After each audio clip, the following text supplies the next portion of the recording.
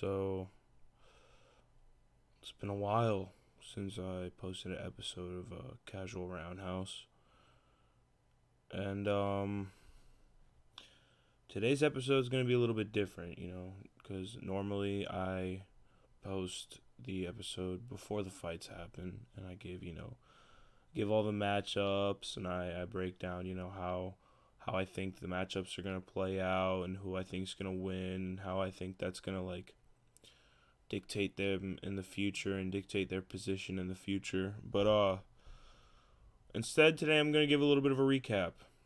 And that's not me trying to copy anybody's style or just do anything like that. It's just because I have indulged in the coverage of MMA and the sport of MMA, and I'm trying to make a career out of it.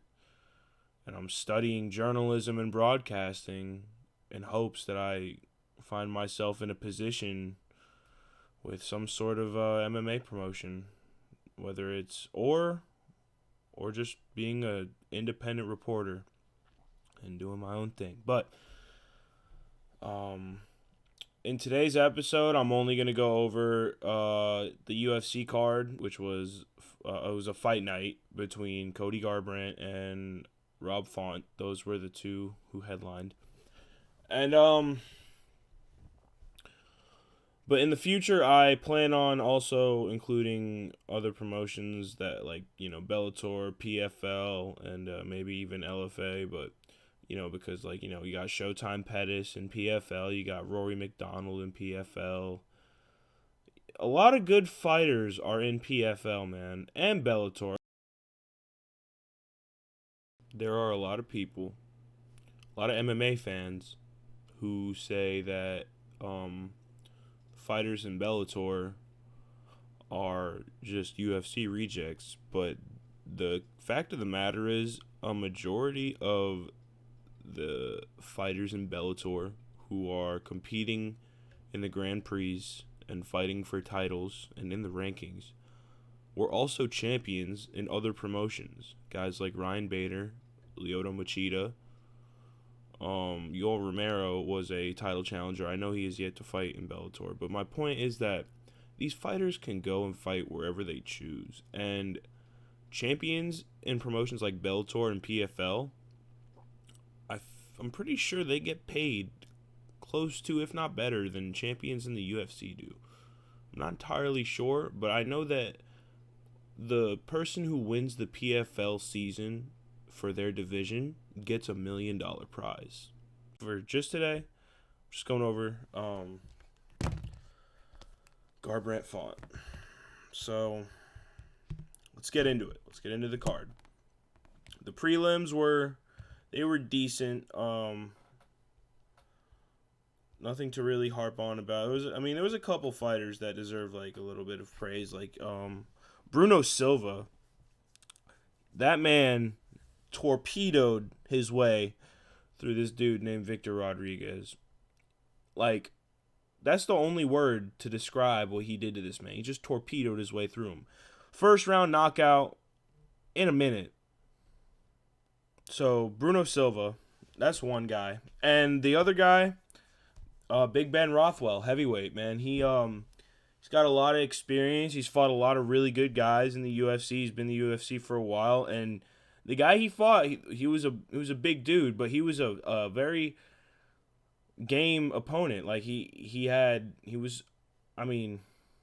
want to say he was a game opponent, but he showed signs of being able to do something against Ben Rothwell. But Ben Rothwell dictated the distance, didn't get outside of his own game plan, landed some good, clean shots, and got this guy, Chris Barnett, tired. And once Chris Barnett was tired, they worked their way to the ground, and Ben locked in a submission, and it was over just like that. I think I'm impressed. I think that guy could definitely go ahead and take on some tough competition with the way he looked. I was impressed by Ben Rothwell. So, two guys on the prelims that impressed me, Ben Rothwell and Bruno Silva. So, we're going to move on to the main card. First fight of the main card. It was a really, really, really good fight between two top 10 middleweights, Jack Hermansen and Edmund Shabazzian. These guys are both coming off losses. Shabazzian lost to Derek Brunson by TKO.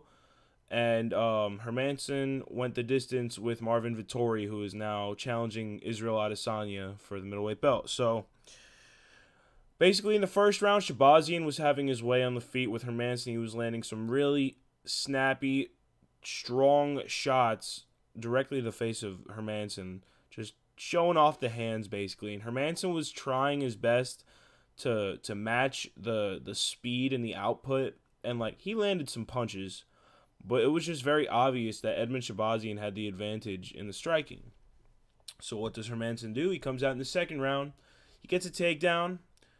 Starts landing a little bit of ground and pound. And then these guys begin to scramble a little bit. You know, there was like an attempted guillotine by Shabazzian. And then there was an attempted submission by Hermansen. And, you know, they're scrambling. And then Hermansen again ends up on top with ground and pound. And I think that won him the round. And with that being said, it was just obvious after the second round that Jack Hermansen had a very big advantage on the ground and with the stamina. You know, like, Shabazzian got tested against Brunson because Brunson made him wrestle and got him tired.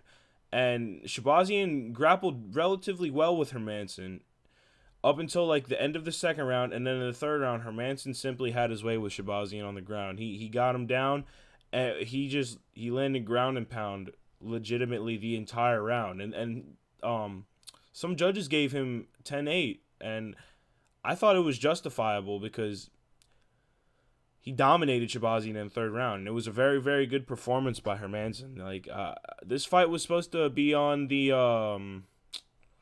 Oliveira versus Chandler card, and it got pushed back for some reason. But Hermansen, he looked great. And I think he could fight a top 5 guy next. I don't know who, but he deserves a top 5 guy. As for Shabazzian, I thought of this earlier. I think he should fight like a Krzysztof Jutko. It's not necessarily like, it's not a bad matchup, and Jutko just lost to another guy who's like close to Shabazzian in the rankings, and Sean Strickland. So why not? The next fight was Ricardo Ramos versus Bill Algeo. It was a featherweight fight. From what I saw, because I was working while this fight was going on, but Ramos just looked like he controlled the pace. He controlled the tempo. He controlled, like, everything about the fight. He just showed ring generalship against Algeo. And, like, don't get me wrong, Algeo was landing his shots. Like, he was getting off. But it was just clear that Ricardo Ramos just was more skilled. He was more well-rounded. He was more developed. And that earned him the victory. And I think he's going to get a top 15 guy next. And then the next fight was a women's featherweight fight between Felicia Spencer and Norma Dumont. And Felicia Spencer's only losses before this fight were to Chris Cyborg and Amanda Nunes. And in both those fights, she went the distance. She showed out-of-this-world toughness and an ability to strike relatively efficiently. But Norma Dumont just had more, kind of like Shabazzian. She had the more snappy punches. She was quicker. She was a step ahead of Felicia Spencer. And even when they were getting into clinch exchanges and grappling exchanges, Felicia was not showing enough in those exchanges for the judges to be convinced that she was winning the fight. Because when you're losing in one on the feet and then you're not necessarily winning in the clinch and grappling exchanges, but you're also not losing, that doesn't mean that you're winning the fight. And I still think Felicia Spencer has a future in fighting. I don't know who they would match her up against next, if I'm being honest, because the women's featherweight division is basically just like, it's like a lion's den, basically. Like, Norma Dumont, I would not be surprised if they let her fight Amanda Nunes for the title, and it's just like they're feeding Amanda Nunes again, just like another victim. But, like, I don't want to think about it like that, because they're fighters, you know, they're skilled athletes. But it's like there's been so many times where Amanda Nunes has just showed that she's levels above everybody else that's in this 145 division for women. I will say this. I watched Kayla Harrison fight very recently. She's a 155er, and she's in the PFL. I feel like if she were to fight Nunes, if she were to cut to 145 and fight Nunes, I think that'd be a very, very tough fight for Amanda Nunes. And I don't want to, like, jump to... I don't want to jump and make, like, these dream matchups that I know probably aren't going to happen anywhere in the near future or ever. But the one person that I think could possibly give Amanda Nunes a challenge at this very moment is Kayla Harrison. So but with that being said, if they give Dumont the title shot, I'm not going to be surprised. I just don't think I think she needs to get another fight in that division under her belt. She needs to get another win if she wants to fight for the belt. The thing is just like 135 and 145 for women is just like it doesn't matter. Like anybody that's not fighting Amanda Nunes will eventually fight Amanda Nunes, and Nunes is probably going to win the fight. And then it's just like it just restarts the cycle. We're going to move on to the next fight, which was a heavyweight bout between Jared Vanderaa and Justin Tafa. And this fight it broke my heart a little bit. Justin Tafa is a guy that I really enjoy watching fight. I like his style. I like his approach.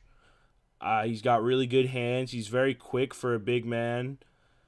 But his record shows that he doesn't have a ridiculous amount of mixed martial arts experience, like professionally, compared to a guy like Vanderaa, who's getting close to 20 fights now.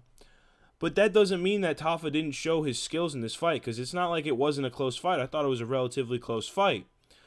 But given the fact that in Vandera's UFC debut, he fought Sergey Spivak, and when I tell you, Sergey Spivak bashed this guy's face in, it was ugly. He was a bloody mess in his UFC debut. And Vanderaa showed a very impressive ability to have versatile strikes, even as a big man. He was throwing these question mark kicks, these little spinning kicks to the body. He was throwing kicks like they were punches, and he wasn't getting tired. And it was very impressive. And he was mixing his strikes very well. He was giving Tafa the volume, and Tafa was returning with 1 or 2 or 3 maybe big shots, and that was it. But like other than that, it was just obvious that Vanderaa was he was the more busy fighter, he was the more active fighter, and he landed more shots, and that's what won him the fight. And I really feel bad for Justin Tafa, because I don't know if this is 3 in a row. But I know that all 3 of his losses have been since he joined the UFC, and he's 4-3.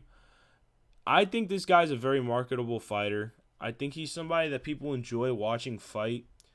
I think the UFC knows this. And for that, I think if he loses another fight or 2, they might consider cutting him. But for right now, he's not going to get cut.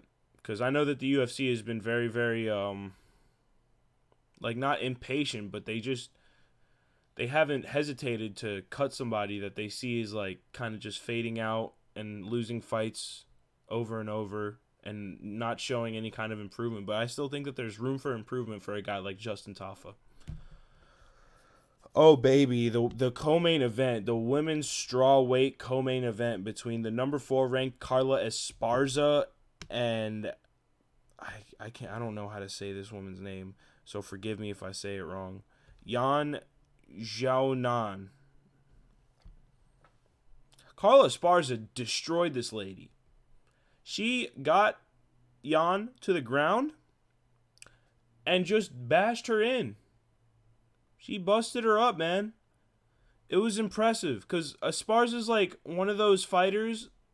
I know that I'm pretty sure people rag on her because she's a very well-known decision fighter. She's not necessarily known for being a finisher, Other than earlier in her career, she is a decision fighter. Obviously, she finished Rose Namajunas to win the belt.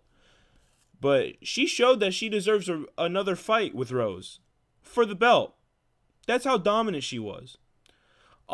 I was washing dishes last night, listening to the fight. Because, I mean, watching and listening, but primarily listening because I had to focus on working and getting out of there in time.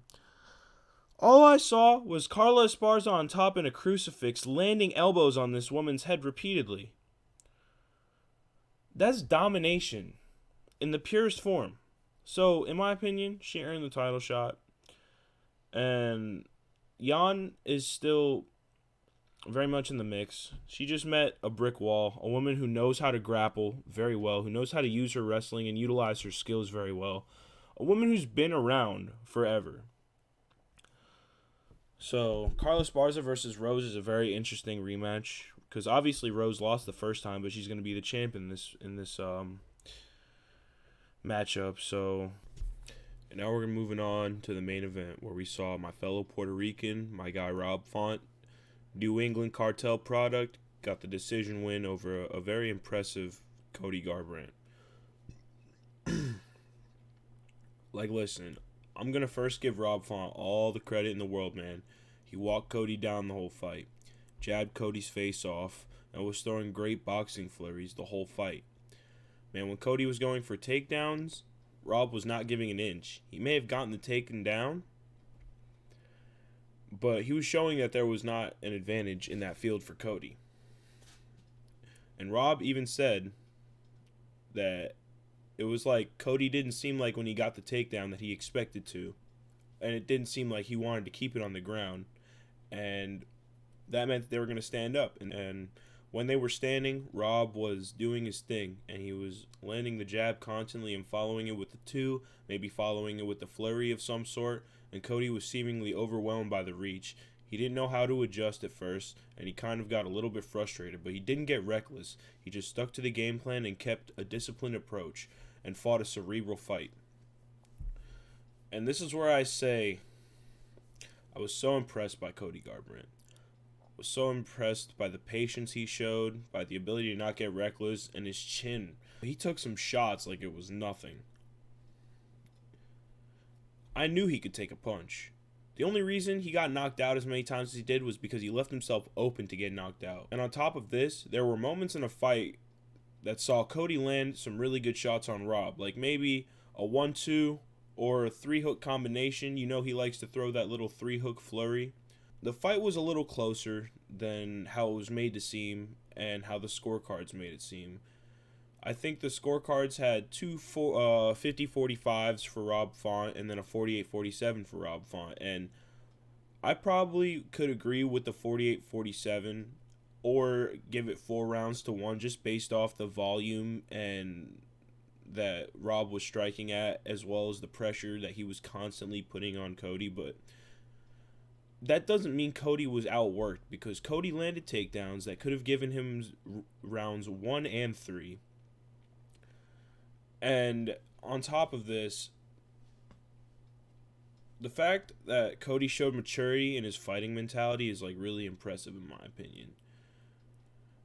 And I think he still has so much time to come to his own and do his thing. And I also don't think that him moving down to 125 would be a bad idea. Like, obviously I'm sure that even though he is not that big of a guy, but cutting to 125 for any man is very difficult and probably very, very taxing on your body. But I'm sure if he really wanted to, he would do it.